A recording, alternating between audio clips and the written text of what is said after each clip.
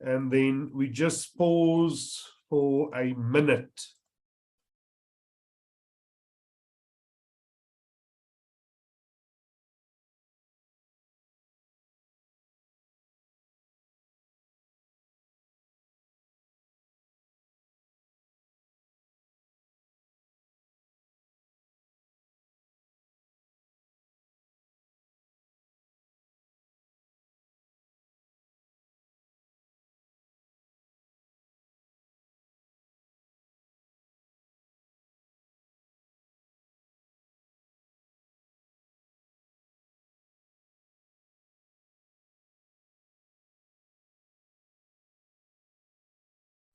Okay, good morning.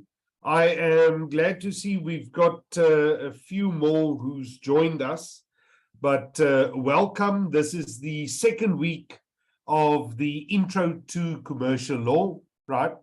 Perhaps if I have a look at the names here, is there anyone who joined over the last 5 days or so who wasn't here on Tuesday last week?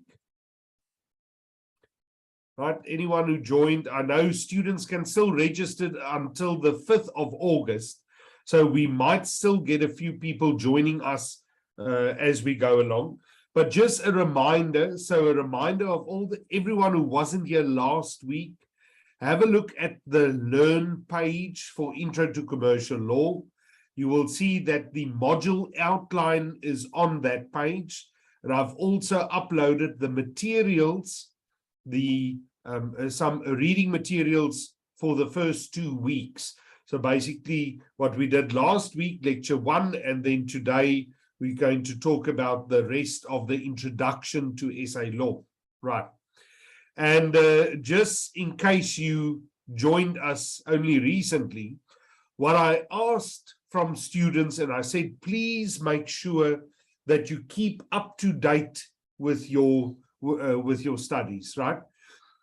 For a 16-credit module like this is a 16-credit module, it means you have to spend in a semester 160 hours, 160 hours working on this module. So I said it sounds a lot, but if you break it down, what I'm asking you is every week to attend the Zoom session, right? And then to set aside 2 hours where you read through the materials that we've uploaded, right? So I recognize one of the names here asked me about the textbook, right? And you will see that last week, Tuesday, or I think it was Wednesday morning, I sent out an announcement to say we managed to get an electronic copy of the textbook on the UKZN library database. And I gave you the link, right? So please have a look at that. But also please consider buying the textbook for yourself. It is a wonderful source of contracts, right? So that is what we're going to look at this semester. We're going to talk about contracts. First, the general requirements of contracts, and then we're going to look at individual contracts, right?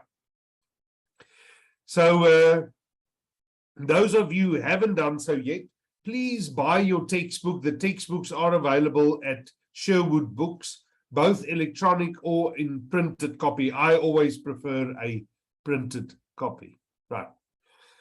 Right, and please refer to the course outline. So second thing I want to mention is you would see that I've uploaded the class assignment. So one of you, I don't think it was from this group, I think it was from the Mondays group, asked me about the class assignment. Do you need to include a bibliography and a reference or footnoting? I said, no, this is an easy class assignment. We just want you to have a look at some of those aspects and to see if you understand it, right? So a 1-page or 2-page class assignment, more than enough to submit that. No bibliography, no footnotes and things like that. So you will see with class assignment number 1, there's 3 questions that you have to complete, right? So you don't choose which question, you do all 3 questions. Class assignment number 1. Class assignment number 2 and 3 will, of course, be released a bit later on in the semester. Right. Okay, then the third thing I must mention is please have a look at the dates that we set out in the module outline for the tests, right? I haven't written it down, but I think the first test is only in September. If it's on the 7th of September, I don't know where I wrote it down. But please have a look at the test. And then I said, I think I already have 1 class rep from this group. Yes. Maybe 2. But please, if you have a clash with a test, you have to let us know in advance. You can't let me know 3 days before the test and then say there's a clash, then there's nothing I'm going to do. It means you're going to write a back-to-back test. Right. So we have to make sure about the test beforehand. Please let me know. All right. So that's just a little bit of admin. Right. Now, with regard to this week's work, so we're looking at the introduction to SA law. So just giving you a basic understanding of what the law is and what it requires. And I asked, and let me test the waters here. I asked you last week to spend at least 2 hours going through the materials on the introduction to SA law. And I would just like to see, I'm not going to call you out, I'm not going to ask you questions, but have any of you gone through the introduction to SA law materials that I uploaded? So that 2 hours that you had last week, did any of you go through the introduction to SA law materials? 1, 2. Okay, let's see if we can make it 3. 3. Oh, okay, so this is the good class. Wonderful. No, you definitely beat the other group. On Monday's group, the first group, there was only 1 person who read the materials. On Tuesday, Monday at 2, there was 2 people out of the class. And you guys are already sitting at about 9, I think, who have read through the material. So thank you very much. So what I want to do is not read through the lecture slides again, because the slides are up there, right? I've also uploaded videos of me reading the slides. So I also don't think that's necessary for us to do that. But what I want to look at is I just want to highlight a few things from those slides, right? So please, those of you who haven't read through the slides, please make sure that you read through it. That was basically homework last week. So please read through those slides. And then this week, I am going to upload the materials for next week, Monday and Tuesday. I have to speak about something else, but I'll upload the materials for next week. I'll upload those materials by, I'm hoping, Thursday, if latest on Friday. Right, but I'm hoping Thursday. Now, what I just remembered is that next week, Tuesday, is a public holiday. So that is, I think, Women's Day, which means that none of you are going to come to a class, and I'm also not going to come to the class. Right? So we're not having a class on Tuesday next week. What I will do is, if you can attend the Monday sessions, I would say please attend that Monday sessions, right? If you cannot, then when I see the group on Monday, I'm going to record that discussion and I will then upload that onto Learn. Right, so you will have a recording of that Zoom consult. But if you can, attend the Monday sessions if you don't have other clashes. Right, okay. So let us focus on the different slides. So you will see the slides that are uploaded for the introduction to SA law. some of them are 50 pages slides, and some are 8 pages and 14 pages. So it doesn't take a long time to read through the slides, but there are a few things that I want you to make a note of. So where you're sitting or lying in your bed or whatever you're doing, please make a note of this. So first, let's talk about lecture number 2, right? So lecture number 1 we discussed last week, so lecture number 2. Lecture number 2, those slides have a few things that I want you to make a note of. Firstly, you have to know what is meant by jurisprudence. Jurisprudence. What is meant by jurisprudence? And basically, it says jurisprudence is the philosophy of the law, right? So the philosophy of the law, it says when you look at the law, you can look at it from different viewpoints, right? So there is, for example, the critical race theory. There is the feminist theory. There is the black letter law, or and you have different viewpoints depending on, I don't know, what philosophy you have. I would think that our jurisprudence in South Africa currently is very much based or focused on the Constitution and constitutional rights and freedoms, number 1. And number 2, when we look at the philosophy of the law, we are not really saying, what does the law say now? We are saying, what should the law achieve? So where do we want the South African society to be in 2050, right? What do we need to change in the law currently to make sure that the society can move to that 2050 goal, right? So that is what I mean when we say the jurisprudence is the philosophy of the law. It looks at how can the law change? How should you interpret the law? From a feminist theory, from a race theory, or are we going to say, let's see if the law can develop? So that's the first thing. The second one under that slide is the rule of law. Now, please have a look at what I've written there regarding the rule of law. I think it is on page 14 to page 18 of the slides. So rule of law means that society, right, government must govern society based on a set rules and principles. Right? Government should not just make decisions that are arbitrary, that have now no grounds, that are not rational or reasonable. Right?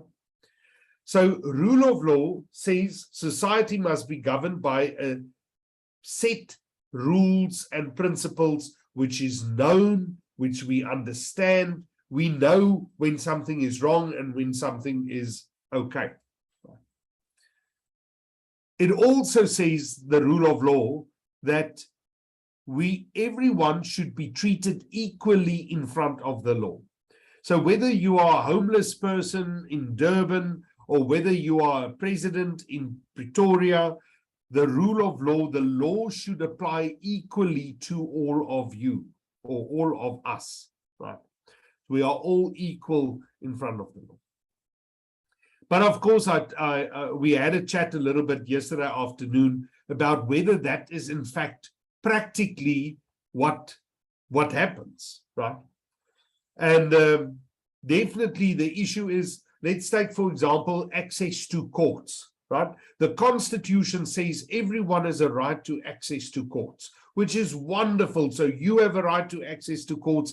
I have a right to the access to courts. But I want to ask you that when the High Court, when you want to take a matter to, say, the High Court, you would need at least 50,000 Rand deposit for legal fees. Right?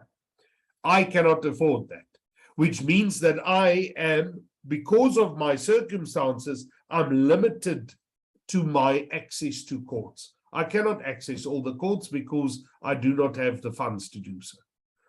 And I assume the majority of people in South Africa sits in that or even a worse situation. So you will see you have different courts. You have a constitutional court, Supreme Court of Appeal, High Court, Magistrates Court, Small Claims Court. And all of us can access the Small Claims Court. So I would say yes, anyone can access the Small Claims Court because it costs nothing. You do not appoint an attorney, you represent yourself, right? And you can bring that matter if someone owes you up to 20,000 Rand. But there are rules and stuff that you cannot take, some items or cases you cannot take to the Small Claims Court. You have to go to the High Court or to the Magistrates Court. What was I saying? Oh, so with the rule of law, it is all nice to say everyone has access to the courts, but in practice, your financial position definitely limits your access to the courts. Right. So that is something to keep in mind. And that is actually one of the big critiques against the Constitution. It's all nice and wonderful language and everyone has rights. But when it comes down to the practical implication of the law, there things differ dramatically, depending on where you stay, what is your financial status, whether you are male or female, etc. Right. So that I digress a bit. Now, still under that first, lecture number 2 slides, right? I talk about the branches of state. Now, I assume all of you know the branches of state because hopefully you do watch news, right? And hopefully you do vote or will vote in the next elections. Now, the branches of state is, of course, the executive branch of state, the legislative branch of state, and the judicial branch of state. And so the slides just set out what each of these do, right? And I think that is pretty much easy to understand those 3 branches of state. Let me see. I mentioned in those slides the difference between a public legal relationship and a private legal relationship, right? So what is the difference there? Public legal relationship versus private. Public legal relationship refers to the relationship between you as a citizen of this country and government, right? And the state. So between you and the state, that is a private a public legal relationship, right? Because the state has all the power, the state enforces their rules, they enforce the criminal justice, they enforce administrative decisions, etc. A private legal relationship refers to a legal relationships with 2 citizens, whether they are 2 natural people like you and I, or whether it is you versus a bank or you versus another business or partnership or whatever. So the private legal relationship, there you do not have the state with the power enforcing or forcing you to do something. You have 2 citizens on equal footing that enter into contracts or engage with one another in some or other way. Okay. Let me just see the comments.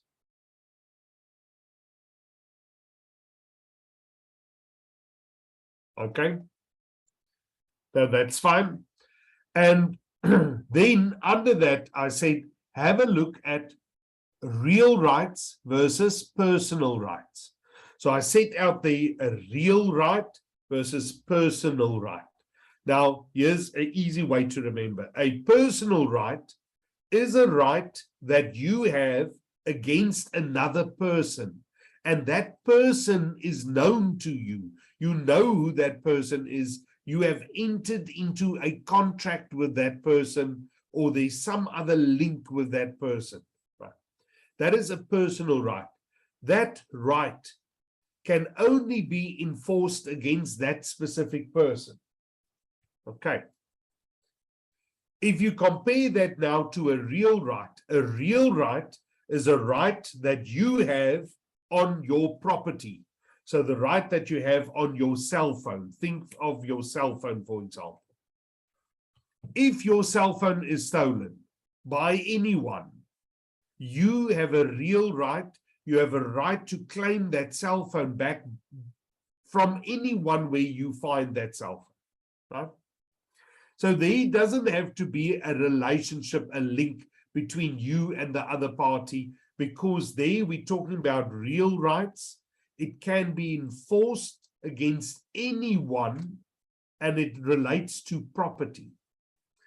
A personal right is a right that can only be enforced against a specific person. Why? Because there's some kind of link between you and that person.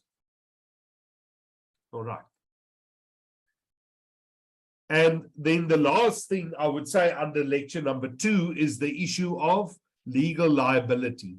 What does it mean to be liable? To be legally liable. Legally liable means that the court, if this matter is brought to court, the court will decide against you in favor of the other party. You will be legally liable to pay damages, or legally liable to pay the contract price, or whatever the issue is. Okay. All right. So that is with regard to lecture number 2. Please make sure when you read through that those points, that you just highlight those points and that you understand a bit what those points say. Okay. Let's look at the next one. So lecture number 3. Lecture number 3 deals with the sources of law, whilst lecture number 4 deals with the categories of law. So let's first look at the source of law. So if we say the sources of law, we are saying, where does the law originate? How is law created? Right. And we have a number of places where law is created. I always start with number 1, must be the Constitution. Why? Because the Constitution says the Constitution is the supreme law of the land, and all laws inconsistent with the Constitution is invalid and unconstitutional. So the Constitution, you will see there on that slide number 3, or lecture number 3, right? The Constitution sets out rights and also sets out other aspects of government. So first it includes the Bill of Rights and says every citizen is entitled to this right in the Bill of Rights. But then it also adds other things. So for example, the Constitution creates or gives power to the courts.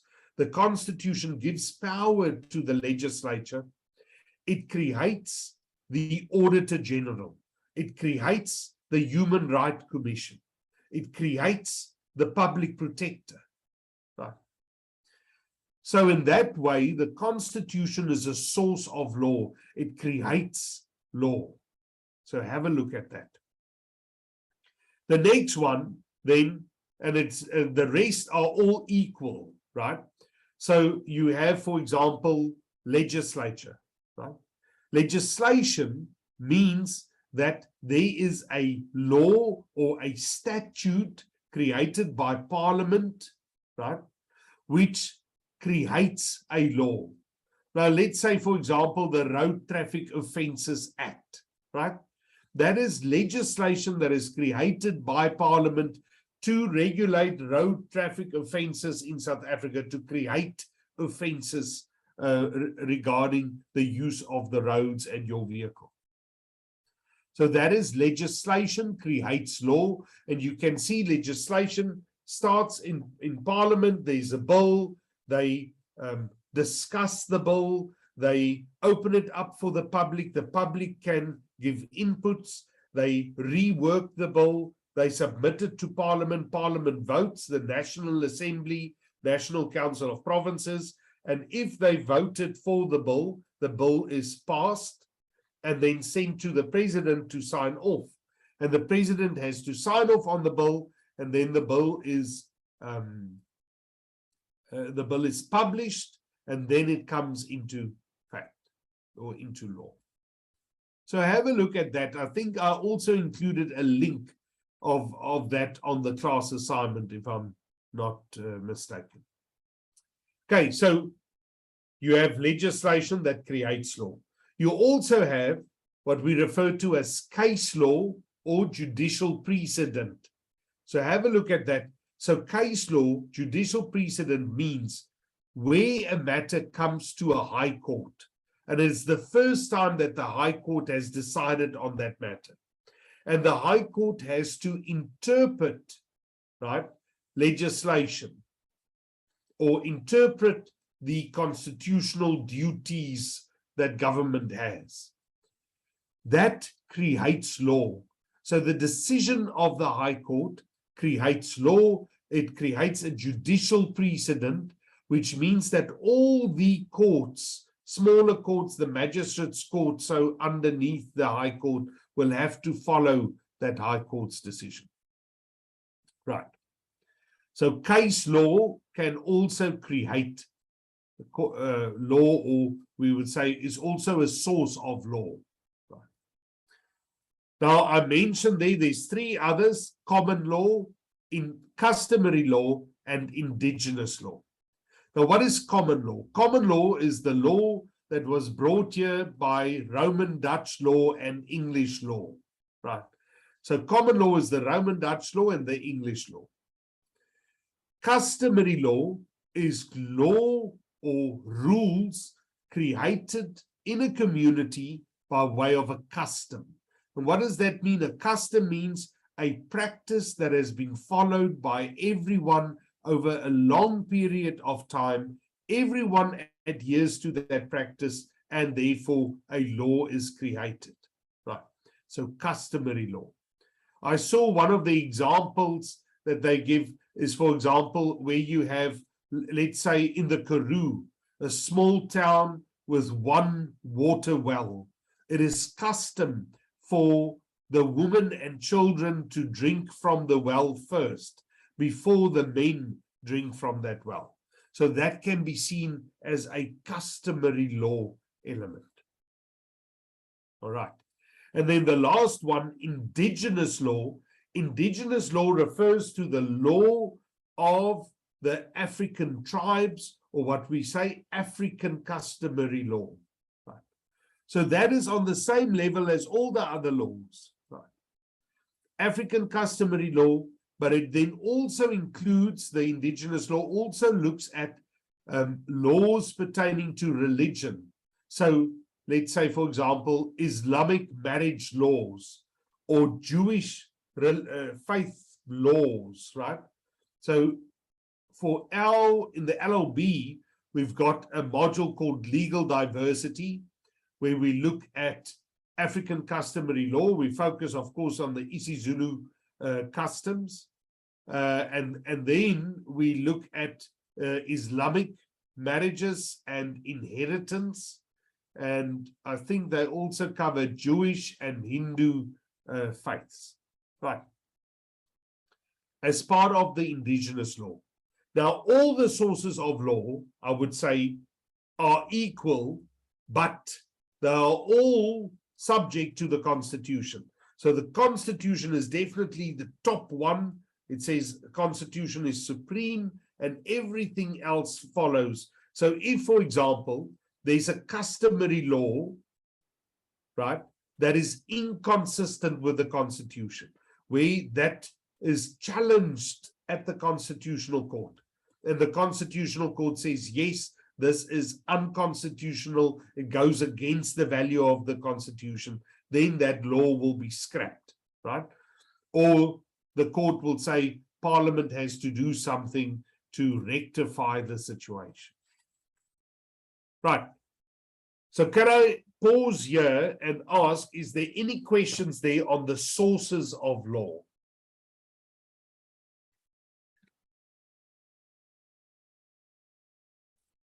People, any questions on the sources of law? Right?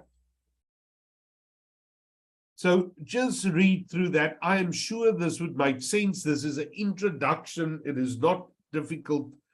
Well, I don't know. It's not difficult concepts, I would hope.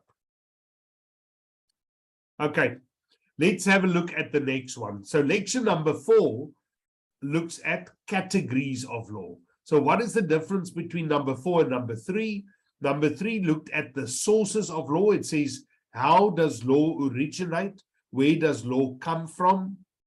And then number 4 looks at the categories. What are the types of laws? Right. Now, think of a pyramid kind of shape.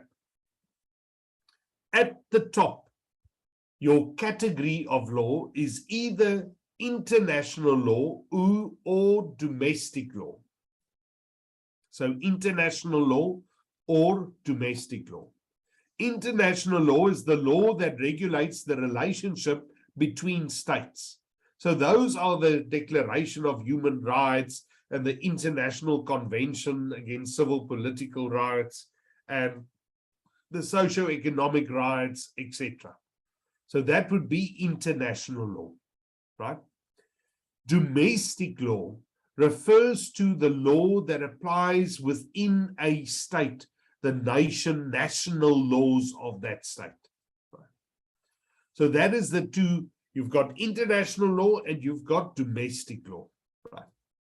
Now, under domestic law, if we unpack South Africa's national laws, we say that under domestic laws, we get two kinds of law.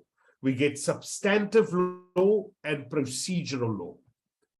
Now, procedural law refers to the law that looks at the procedure. How do you bring this matter to court?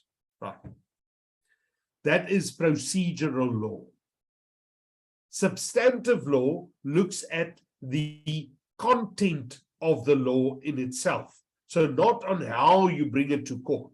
So for example, you will have under substantive law, you will have criminal law, and under procedural law, you will have criminal procedure. So criminal law sets out whether something is a crime or not. Criminal procedure says how should the National Prosecuting Authority bring this matter to court. Substantive law, for example, has civil law. So the law of contract will fall under the substantive law. How, if someone, what are your rights when you enter into a contract? Procedural law has civil procedure that says if someone breaches the contract, how do you enforce that? What are the rules? How do you, these time frames, these documents, certain forms that has to be filled in, etc. Okay. Now, so under procedural law, we've got 3 different laws. We've got civil procedure, criminal procedure, and evidence, right? Excuse me. Under substantive law, there we've got public or private. So what is public law? Public law is all the laws that pertain to the state and how the state interacts with its people, with the citizens. So under public law, you will have constitutional law, you will have administrative law, you will have human rights, you will have criminal law. That will all be public law modules. Private law modules, those would be laws that apply between individuals. So the state is not involved here. There's no enforcement of something. It is between individuals. So private law would be then the law of contract, for example. It would be family law. It will be the law of persons. It will be intellectual property law, etc. Okay. And then the last thing that we mentioned under that slide is the law of obligations. Now, what is an obligation? Obligation means where you are obliged to pay someone something for something you have done, right? So what is that thing that you have done? Under law of obligations, it means, number one, a contract. You've entered into a contract with someone, and now you are bound to that contract. You have to deliver what you promised you will do. Number two, it could be the law of delict. Law of delict. A delict means a wrong that you have done to someone else, where you have caused damage and you are now liable to pay that damage. And then the last one, I think, under the law of obligations, is unjust enrichment, right? So unjust enrichment means if someone has paid into your account by mistake and it is not your money, he was not supposed to pay you, but you suddenly get 10,000 Rand transferred into your account, you are not allowed to use that 10,000, right? So unjust enrichment means that that person can claim that money back from you because there was no reason for you to receive that money. Okay, so those are, if you look at the types of law, look at those main categories of under the types of law. Our focus for this module is the law of contracts. So we are going to look at what are the requirements for a contract. And then I see from the 5th of September, Ms. Nkumalu is taking over, and she's going to take you through contract of sale, lease agreements, credit agreements, etc. going forward. Right. Okay.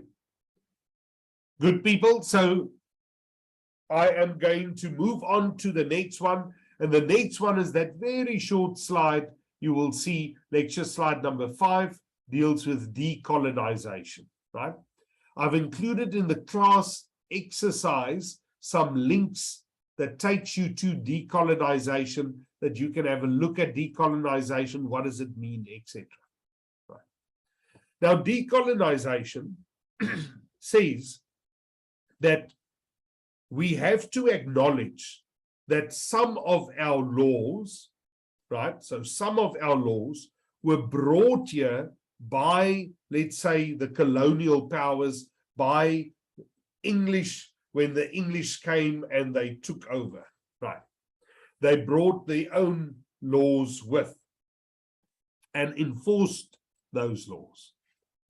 Now, that decolonization says we have to look at the laws that apply to South Africa, right? And we have to ask whether those laws are forced into the South African context, or whether those are still applicable today when we deal with the South African community. Now, remember, the law should not be stagnant. You should not be sitting with a law or a legislation from 1914, still enforcing that same legislation today. Law should develop. There should be amendments to the laws. It should develop with the communities. So decolonization does not say that we are scrapping everything and we are starting afresh. Nobody wants to reinvent the wheel. We are saying things that should not apply to South Africa, we should not be forced to include them because of some colonial rule in the past. So the Constitution has made big strides in this case. Remember, in the past, we didn't have a constitution. We didn't have rights. We didn't have any of the rights or duties or anything setting out what government should do and should not do. So this is definitely, the Constitution is our number one big step that we have towards decolonization. But there are still, say, old pieces of legislation, old pieces of the common law, which people now today challenge in the High Court based on the Constitution. They challenge that, and the court will then consider, and the court will scrap those old rules, or the court will tell government to fix up with legislation, etc.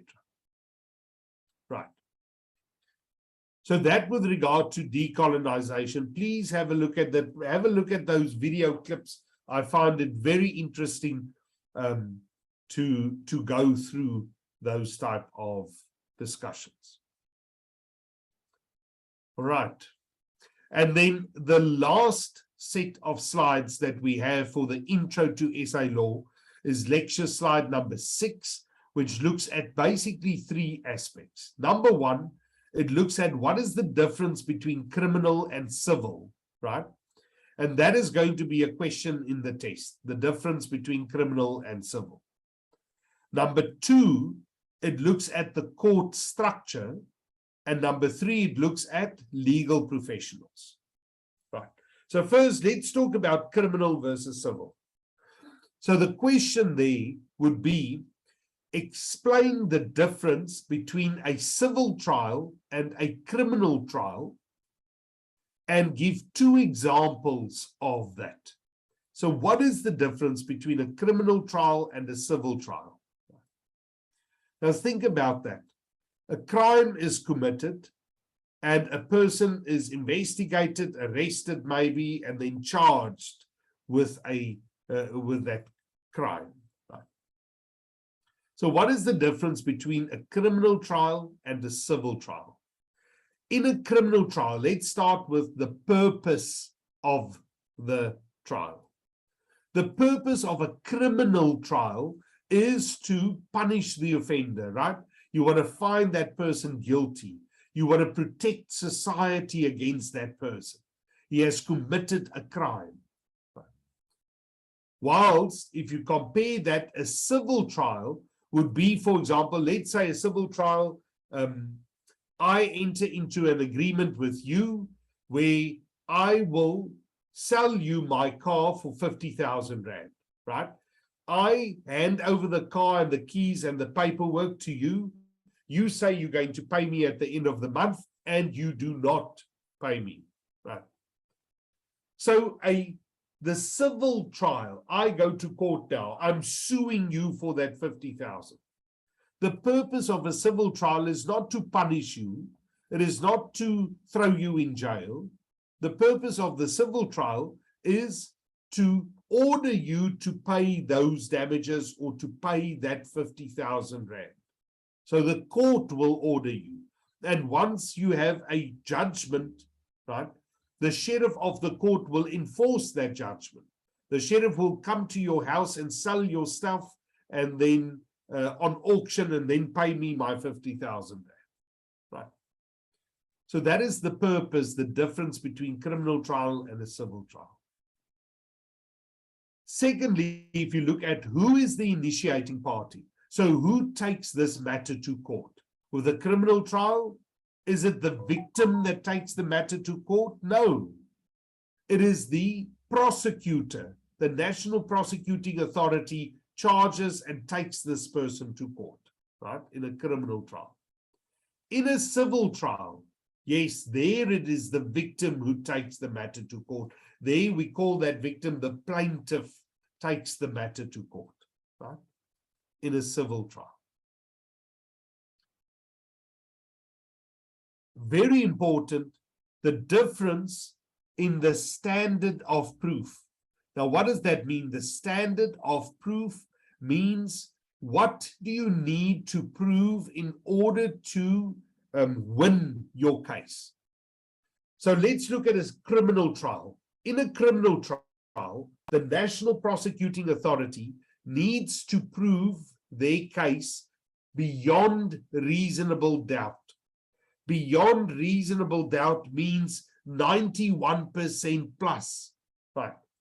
Beyond reasonable doubt. It is a very high standard of proof for a criminal case.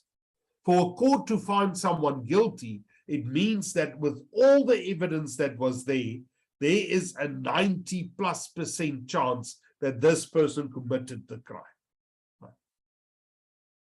For a civil matter, a civil trial, there the standard of proof is beyond is on a balance of probability, right? So on a balance of probability means that on a balance of probability means 51% plus, right? So if I sue you for that 50,000 rand that you were supposed to pay, right? I have to prove to the court on a balance of probabilities that we entered into an agreement. I sold you my car, I handed over the car, and you now refuse to pay that 50,000. So if the court is okay with that, the court will give judgment in my favor. Right. And then lastly, if you look at civil versus criminal, what is the difference there?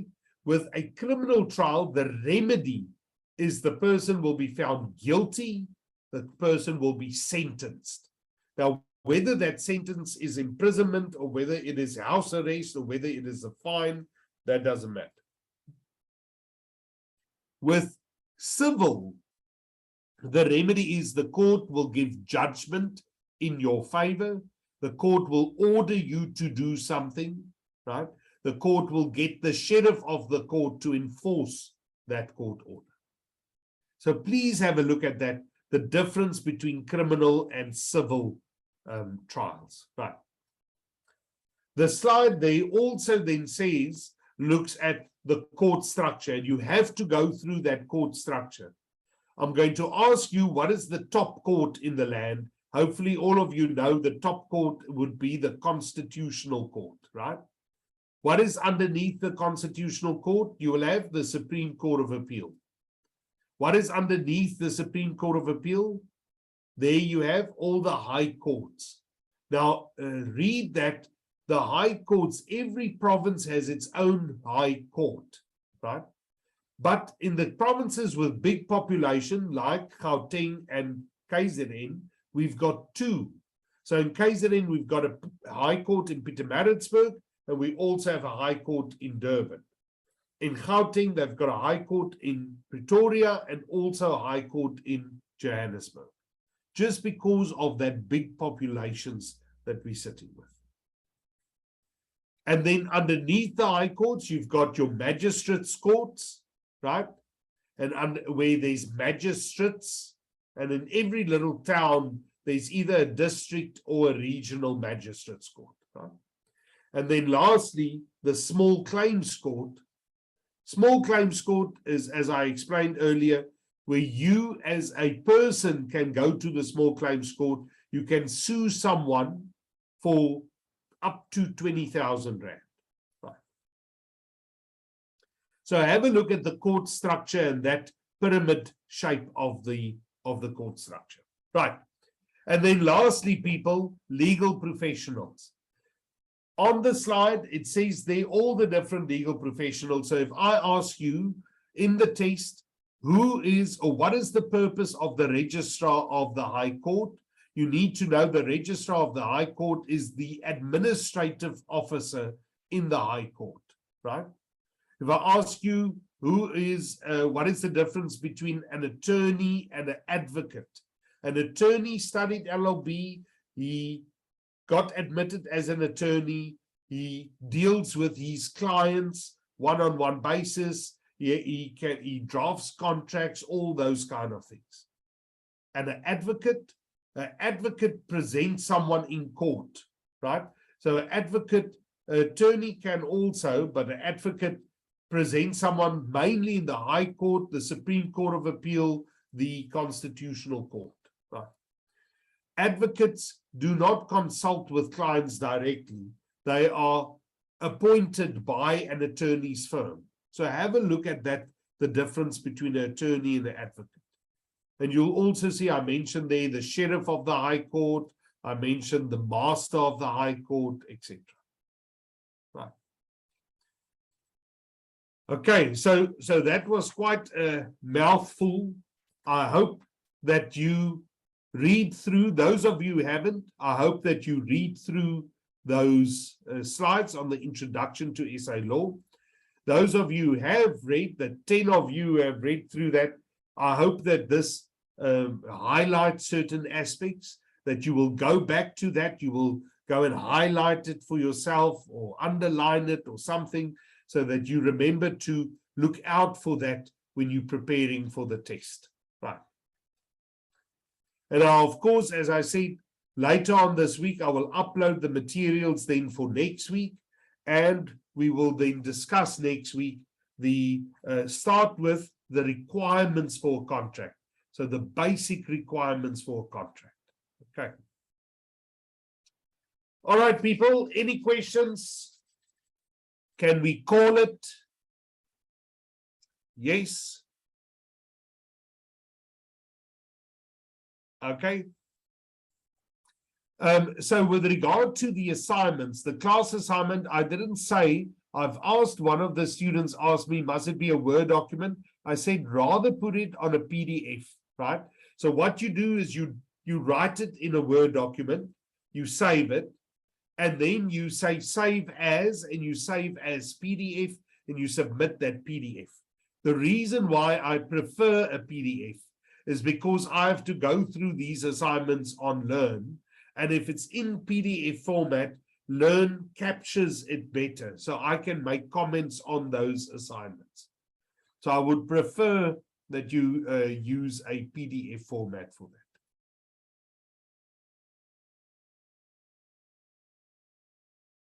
that. Okay, yes, the assignments, you can submit those assignments until the 14th of August. I move the date so that everyone can submit the assignment.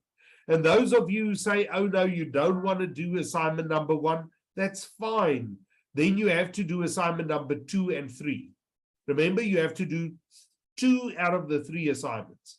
So those of you who do assignment number 1 now, I would say, please do assignment number 1. It makes sense. It's an easier assignment. And later on, it might be in the middle of your test weeks and stuff, and you're going to struggle to cope with everything else. So maybe you can do assignment 1 and assignment 2, and then you don't have to submit assignment number 3. Right? Okay. Yes. Okay, so the question is house arrest, right? I have never seen people with an ankle bracelet in South Africa. Doesn't mean that it cannot happen, but I haven't seen anyone with an ankle bracelet like you would have in the US, right? And a monitoring system. But what we usually do is that we either give a sentence of imprisonment, or the court says suspended imprisonment, suspended for 3 years on condition that you are not found guilty of another crime. Right? So they do that, or they give you community service, yes, or they give you a fine. So I haven't seen anyone with an ankle bracelet, but I mean, anything is possible these days. Everything is crazy. All right, I see here someone asked about the assignments. Yes, have a look at the course outline. You will see there are 3 assignments. You have to do 2 out of the 3 assignments. And it's your choice what 2 you have to do, or you want to do. Okay. All right. Okay, people, thank you very much. I'm going to stop the recording, and thank you for attending.